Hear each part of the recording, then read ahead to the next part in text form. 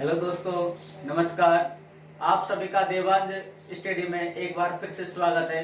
हम हाजिर हैं एक बार फिर से एक नए बिंदु के साथ नई वीडियो लेकर, और आज का हमारा टॉपिक रहेगा वर्ण विचार।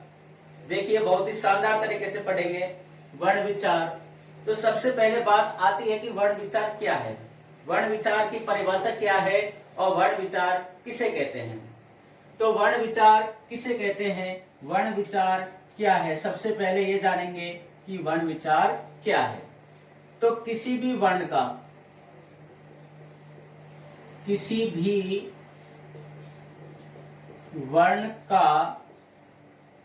शुद्ध लेखन, किसी भी वर्ण का शुद्ध लेखन, शुद्ध उच्चारण और शुद्ध प्रयोग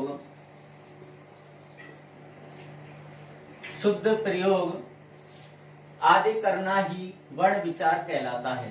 यानी किसी भी वर्ण का शुद्ध लेखन, किसी भी वर्ण का शुद्ध उच्चारण और शुद्ध प्रयोग हम किस प्रकार से करें, किस विधि से करें, ये क्या कहलाता है दोस्तों, वर्ण विचार कहलाता है। आगे बात आती है कि वर्ण विचार के बाद में जो वर्णमाला होती है, वर्णमाला किसे कहते हैं। तो दोस्तों, वर्णों के व्यवस्थित क्रम को ही क्या कहते हैं, वर्णमाला कहते हैं। वर्णों के व्यवस्थित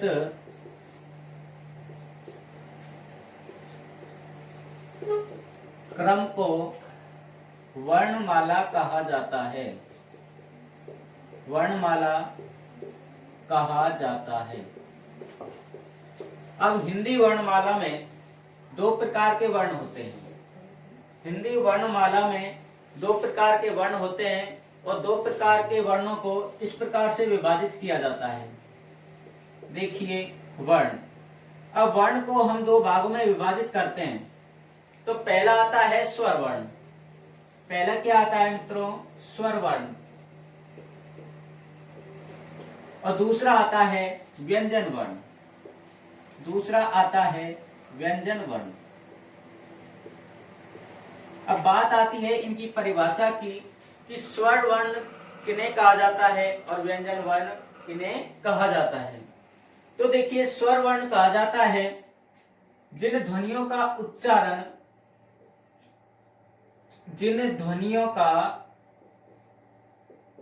उच्चारण स्वतंत्र रूप से होता है। जिन ध्वनियों का उच्चारण स्वतंत्र रूप से होता है उन्हें क्या कहा जाता है, स्वर वर्ण कहा जाता है। यानी कि जिन ध्वनियों का उच्चारण स्वतंत्र रूप से होता है उन्हें क्या कहा जाता है, स्वर वर्ण कहा जाता है। अर्थात हम कह सकते हैं कि जो स्वर होते हैं, अर्थात जो स्वर वर्ण होते हैं वो कैसे होते हैं मित्रों, स्वतंत्र होते हैं। स्वर कैसे होते हैं, स्वतंत्र होते हैं। और स्वतंत्र का मतलब ये नहीं है कि इन स्वरों को भारत के साथ में स्वतंत्रता मिल गई थी तब से इनको स्वतंत्र का वर्ण कहा जाता है, ऐसा नहीं है। बल्कि अर्थ यह है कि स्वरों के उच्चारण में किसी की सहायता लेनी नहीं पड़ती, इसलिए इनको क्या कहा जाता है, स्वतंत्र कहा जाता है। जबकि व्यंजनों का उच्चारण स्वरों की सहायता से होता है। व्यंजनों का उच्चारण किसकी सहायता से होता है, स्वरों की सहायता से होता है। तो इस प्रकार हम इनकी डेफिनेशन दे सकते हैं कि जिन ध्वनियों का उच्चारण स्वतंत्र रूप से होता है उन्हें तो स्वर कहा जाता है, और जिन ध्वनियों का उच्चारण स्वतंत्र रूप से नहीं होता, अर्थात जिन ध्वनियों का उच्चारण स्वरों की सहायता से किया जाता है उन्हें व्यंजन वर्ण कहा जाता है। बात समझ में आई? यदि बात समझ में आ गई हो तो यहाँ तक का आप स्क्रीनशॉट ले सकते हैं, फिर आगे की वार्ता साझा करेंगे, आपके साथ में जारी रखेंगे। दूसरे तौर पर यदि हम परिभाषा देना चाहें तो थोड़ी लंबी परिभाषा पड़ेगी, तो वो इस प्रकार से होगी कि जिन ध्वनियों के उच्चारण में हवा हमारे फेफड़ों से निकलकर, यानी हम जब भी बोलते हैं तो हवा हमारे फेफड़ों से निकल करके आती है, तो जिन ध्वनियों के उच्चारण में हवा हमारे फेफड़ों से निकलकर बिना किसी रुकावट के बिना किसी रुकावट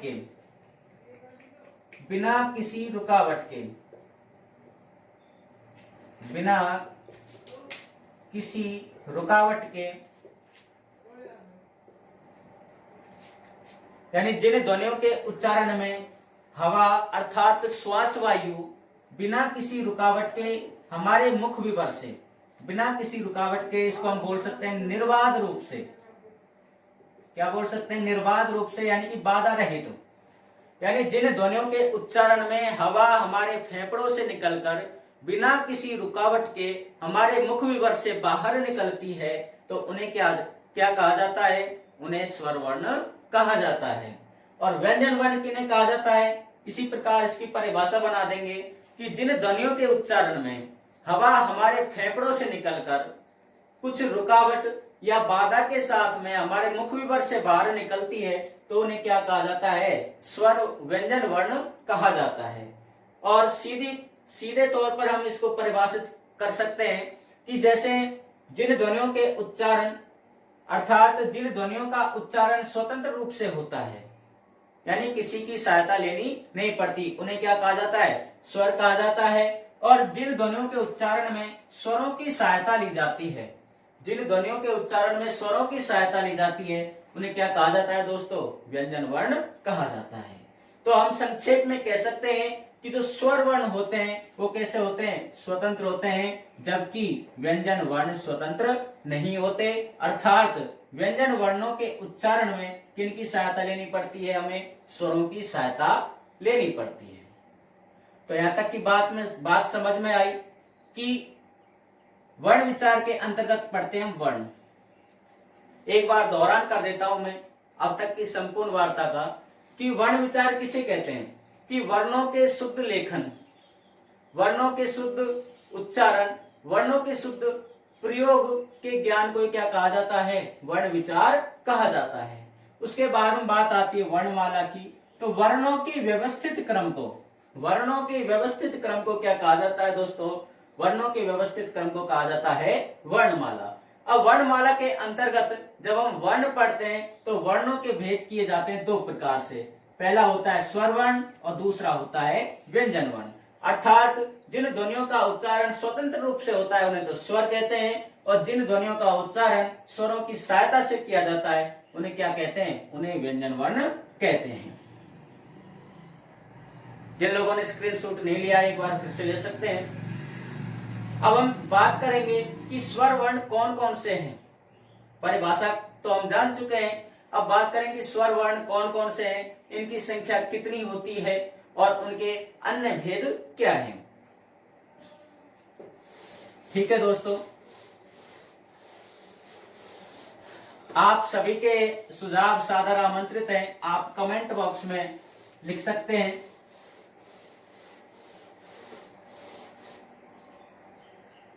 तो देखिए मित्रों, अब हम पढ़ते हैं स्वर। परिभाषा हम जान चुके हैं कि जिन ध्वनियों का उच्चारण स्वतंत्र रूप से होता है उन्हें क्या कहा जाता है? उन्हें कहा जाता है स्वर वर्ण। अर्थात जिन ध्वनियों के उच्चारण में श्वास वायु हमारे फेफड़ों से निकलकर बिना किसी रुकावट के हमारे मुख विवर से बाहर निकलती है उन्हें क्या कहा जाता है? स्वर वर्ण कहा जाता है। अब बात आती है इनकी संख्या की। तो स्वर वर्णों की संख्या होती है दोस्तों 11। कितनी होती है? 11। आपको ऑप्शन में मिल सकते हैं 11, 10, 13। तो यहाँ पर हमें हिंदी भाषा में सिर्फ 11 को ही टिक करना है, क्योंकि हिंदी भाषा में 11 ही स्वर होते हैं। कई विद्वान लोग कहते हैं कि री स्वर नहीं है, बल्कि री स्वर है और री को स्वरों में ही गिना जाता है। ठीक है। और जब हम मूल भाषा की बात करते हैं, मूल भाषा का मतलब यानी कि जब हम संस्कृत भाषा की बात करते हैं तो संस्कृत भाषा में कितने स्वर होते हैं? 13 होते हैं, जबकि हमारी हिंदी भाषा में कितना स्वर होते हैं? 11 स्वर होते हैं। उन 11 स्वरों का नामोल्लेख मैं अभी आपके सामने कर देता हूं। देखिए, ए, आ, ई, बड़ी ई, उ, दीर्घ उ, री, ए, आई, ओ और औ। जब हम स्कूल में पढ़ते थे, छोटी कक्षाओं में पढ़ते थे, तो कई बार टीचर क्या करते थे, इस री को हमें नहीं लिखाते थे, क्योंकि इसको बनाने में थोड़ी कठिनाई होती है। हमारी हिंदी भाषा में री यही होता है, इसलिए हिंदी भाषा में स्वरों की संख्या होती है 11, और मैंने अभी बताया कि संस्कृत भाषा में स्वरों की संख्या होती है 13। वहां पर 13 संख्या कैसे होती है कि 11 तो ये होते हैं और एक होता है बड़ा री, यानी कि ये री है, इसके नीचे 2 बार और बना देते हैं तो ये बन जाता है बड़ा री। एक तो ये प्लस में हो जाता है और एक होता है संस्कृत में, मूल भाषा में लिरी। इस प्रकार से 11 ये और 2 ये, 11 और 2 13। तो 13 स्वर कौन सी भाषा में होते हैं? मूल भाषा में, अर्थात संस्कृत भाषा में। जबकि हम हिंदी भाषा में कितने स्वरों का अध्ययन करते हैं? सिर्फ 11 स्वरों का। अब इन स्वरों का विभाजन हम करते हैं मात्रा के आधार पर। मात्रा के आधार पर स्वरों का वर्गीकरण। मात्रा के आधार पर स्वरों का वर्गीकरण। तो आपको ध्यान रखना है कि हिंदी भाषा में 11 स्वर होते हैं और एक स्वर होता है ए। इसे मात्रा रहित स्वर भी कहा जाता है। कौन सा स्वर कहा जाता है? मात्रा रहित स्वर, क्योंकि ए स्वर की कोई मात्रा नहीं होती। तो इन ए स्वर को क्या कहा जाता है? मात्रा रहित स्वर भी कहा जाता है। तो री को याद रखना है आप लोगों को। तो री आता है स्वरों में 7वें नंबर पर। कौन से नंबर पर आता है? 7वें नंबर पर। कई विद्यार्थी लिखते समय गलती कर देते हैं, या तो इस री को यहाँ पर डाल देते हैं या फिर री को यहाँ पर डाल देते हैं, या फिर बच्चे कुछ लोग जो हैं वो लास्ट में लिख देते हैं या फिर लिखते ही नहीं है। तो री आता है 7वें नंबर पर। याद कैसे रखेंगे? ऋषि कितने होते हैं? सप्तऋषि अर्थात 7 ऋषि। और आपको पता होगा कि फेरे भी कितने होते हैं? 7 होते हैं। तो ऋषि, फेरे कौन लोग पढ़वाते हैं? ऋषि। तो रे ऋषि कितने नंबर पर आता है? 7 नंबर पर आता है। तो सबसे पहले जब हम स्वरों का वर्गीकरण करते हैं तो वो करते हैं मात्रा के आधार पर स्वरों का वर्गीकरण। तो मात्रा के आधार पर स्वरों का वर्गीकरण 3 प्रकार से किया जाता है। पहला होता है लघु स्वर, जिसका दूसरा नाम हम दे सकते हैं ह्रस्व स्वर,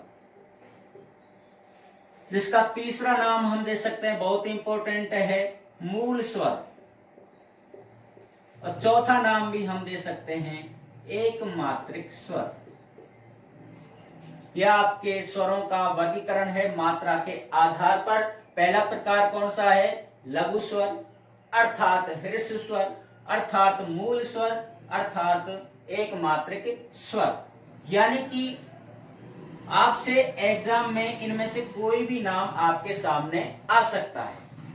घबराने की जरूरत नहीं है कि गुरुजी ने तो सिर्फ लघु स्वर ही बताया था, ये ह्रस्व स्वर कहां से आ गया, ऐसे घबराने की जरूरत नहीं है। और इन लघु स्वर, ह्रस्व स्वर या मूल स्वर या एक मात्रिक स्वर, इनकी संख्या होती है 4। कितनी होती है? 4। और होते कौन कौन से हैं? लघु ए अर्थात ए, लघु ई, लघु उ और लघु री।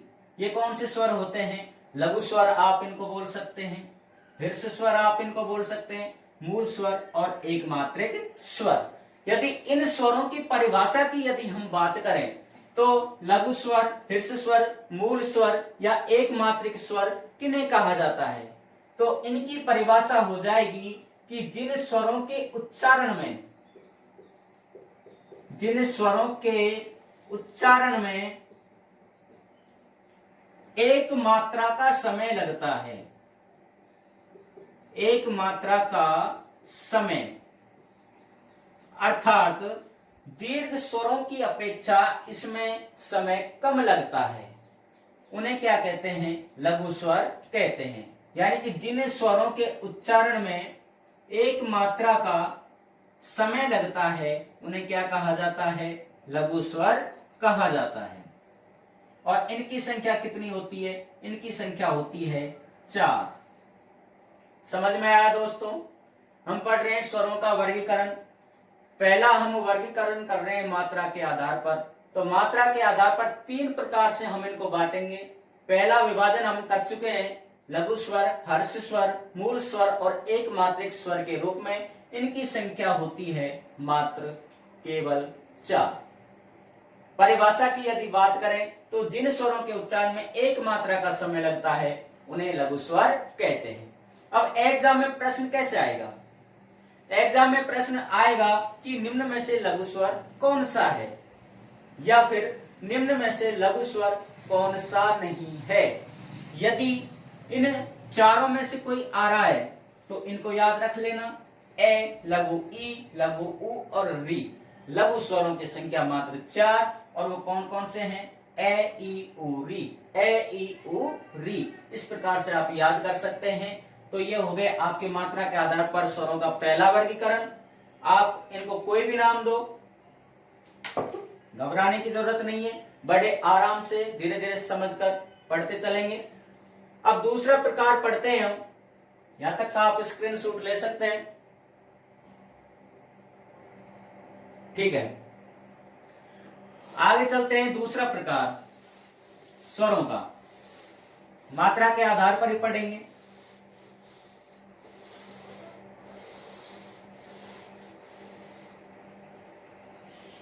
दूसरा प्रकार है आपका दीर्घ स्वर, या फिर आप कह सकते हैं द्विमात्रिक स्वर।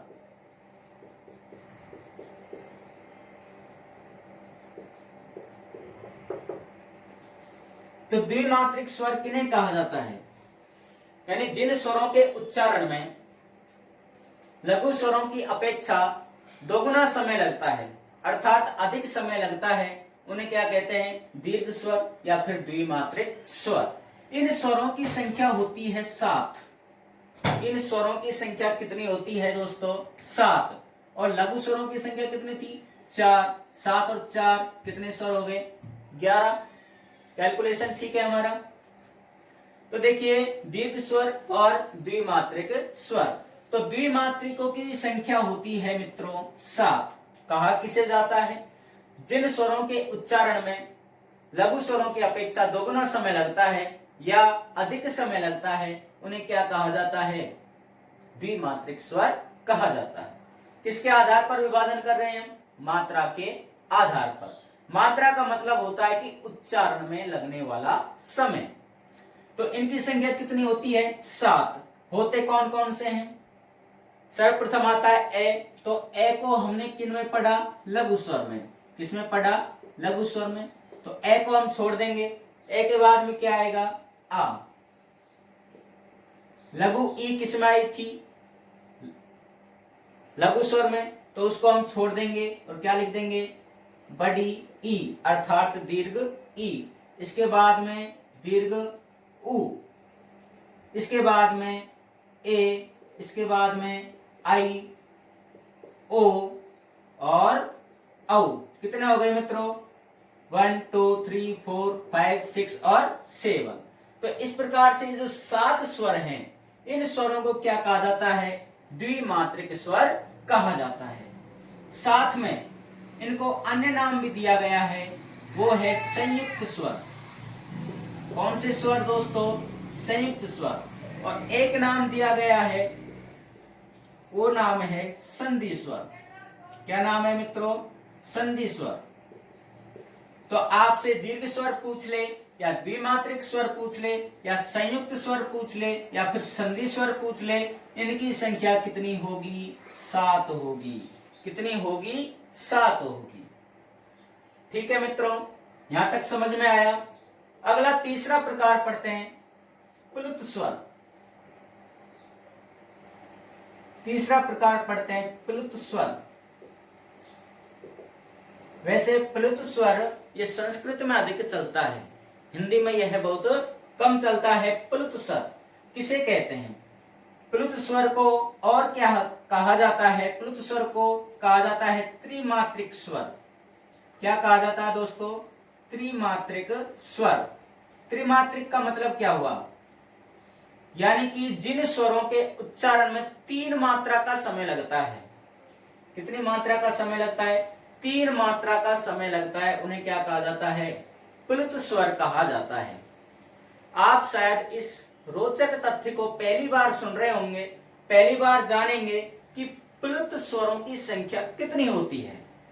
जरा सोचो, लघु स्वरों की संख्या हमने जानी 4, दीर्घ स्वरों की संख्या जानी 7, और प्लुत स्वरों की संख्या कितनी होती है? सोचने का प्रयास करो, कभी पढ़ा होगा, सुना होगा। तो दोस्तों अभी तो हमारे सेशन की शुरुआत है, आपको बहुत सारे तथ्य ऐसे मिलेंगे जिनको आप पहली बार जानोगे, शायद पहली बार सीखोगे। तो दोस्तों ज्यादा इंतजार नहीं करवाऊंगा, घबराने की बात नहीं है। हम हैं, तुम सब भी हमारे हो और हम सब भी तुम्हारे हैं। तो हम तुम्हारा ध्यान रखें, तुम हमारा ध्यान रखो। निरंतर सामंजस्य, अब विचारों का आदान प्रदान होने लगा है, आपके भी समझ आने लगा है, आप भी हमें समझ आने लगे हो। देखते हैं। तो दोस्तों प्लुत स्वरों की संख्या होती है 8। आश्चर्य हो रहा होगा, प्लुत स्वरों की संख्या कितनी होती है? 8 होती है। कौन कौन से होते हैं सर? जरा आप भी सोचो कि प्लुत स्वर कौन कौन से होंगे? 8। तो देखिए मित्रों, प्लुत स्वरों की संख्या होती है 8, और इसमें कौन कौन से स्वर आते हैं? तो एक तो आता है ए, और उसके बाद में कौन से आते हैं? दीर्घ स्वर। कौन से आते हैं? दीर्घ स्वर। तो दीर्घ स्वरों की संख्या कितनी है? 7। और एक कौन सा है हमारा? प्लुत स्वरों में कौन सा आता है? ए। तो एक तो ए और 7 कौन से? दीर्घ। तो कितने हो गए? 8। अब आपको भ्रांति हो रही होगी कि ये जो दीर्घ स्वर हैं इनको आपने प्लुत स्वरों में ले लिया, और उससे पहले किसको ले लिया? ए को ले लिया। लेकिन आपने छोटी ई को क्यों नहीं लिया? क्योंकि जिस प्रकार से ए लिया है उसी प्रकार से आपको छोटी ई, लघु ई भी लेना चाहिए था। लेकिन दोस्तों त्रिमात्रिक स्वर का मतलब है कि जिन स्वरों के उच्चारण में 3 मात्रा का समय लगता है। तो देखिए अब हम उच्चारण करके देखते हैं प्रयोग के आधार पर। यदि हम ए का उच्चारण करते हैं तो ए का उच्चारण आप कितनी देर करते रहो, वो ए का ए ही रहेगा। एक उदाहरण बता देता हूं, इसकी प्लुत स्वर की मात्रा को किस प्रकार से प्रदर्शित किया जाता है। जैसे हम लिखते हैं ओम, तो ओम के आगे ये जो संकेत लगा हुआ है इसका मतलब है कि इसमें 3 गुना समय लगना चाहिए। ये प्लुत स्वर का संकेत है। तो हम जैसे गायत्री मंत्र का उच्चारण करते हैं ओम, तो अधिक समय हम ले रहे हैं। गायक कलाकार होते हैं वो भी शुरुआत में सरगम तब बोलते हैं तो कई वर्णों को, कई स्वरों को लंबा खींचते हैं। तो जहां पर भी कोई कलाकार, संगीतकार लंबी ध्वनि खींच रहा है तो इसका मतलब है कि वहां पर कौन सा स्वर है? प्लुत स्वर है, क्योंकि इसमें 3 मात्राओं का समय लगता है। तो इसी प्रकार हम देख रहे थे कि ए को हम कितनी भी देर बोले ए का ए ही रहेगा। उसके बाद में आ, तो हमने प्रश्न इस बात का था कि इस छोटी ई को हमने प्लुत स्वर में सम्मिलित क्यों नहीं किया। तो दोस्तों उच्चारण कर देखिए कि जब हम लघु ई को दीर्घ समय तक उच्चारित करते हैं तो प्लुत बनने से पहले वो क्या बनता है, दीर्घ स्वर बनता है। क्या बनता है, दीर्घ स्वर बनता है। जैसे ई, तो ई से तुरंत क्या बन गया, दीर्घ ई बन गया। फिर आप इसको बोलते जाओ। जैसे एक शब्द लिखते हैं मैया, मैया यशोदा, ये तेरा कन्हैया। तो इसमें मैया अधिक समय हम खींच रहे हैं, तो इसका मतलब यहाँ पर प्लुत स्वर है। प्लुत स्वर का मतलब है कि इसके उच्चारण में हमें 3 मात्राओं के बराबर का समय लगाना है। तो इसलिए इनको क्या कहा जाता है, त्रिमात्रिक स्वर कहा जाता है। जब हम ई का उच्चारण करते हैं तो ई का तुरंत क्या बन जाता है, दीर्घ स्वर बन जाता है। और अब आप इस दीर्घ स्वर को बोलते जाओ, ये किस में सम्मिलित हो जाएगा, प्लुत स्वर में सम्मिलित हो जाएगा। प्लुत स्वर में सम्मिलित हो जाएगा। इसलिए दीर्घ स्वर भी किसमें सम्मिलित होता है, प्लुत स्वर में सम्मिलित होता है। इसलिए 7 तो दीर्घ स्वर और 1 आपका ए स्वर। इस प्रकार से प्लुत स्वरों की संख्या कितनी हो गई दोस्तों, 8। कितनी हो गई, 8। तो इस प्रकार से आज हमने पहला विभाजन किया मात्रा के आधार पर। तो दोस्तों कैसी लगी आपको वीडियो? यदि आपको वीडियो अच्छी लगी है तो कमेंट बॉक्स में कमेंट करके अवश्य बताएं। आपके सुझाव जो है वो सादर आमंत्रित हैं। और देवांश स्टडी को सब्सक्राइब करें, शेयर करें, लाइक करें। आपका बहुत बहुत आभार, धन्यवाद, नमस्कार, राम राम।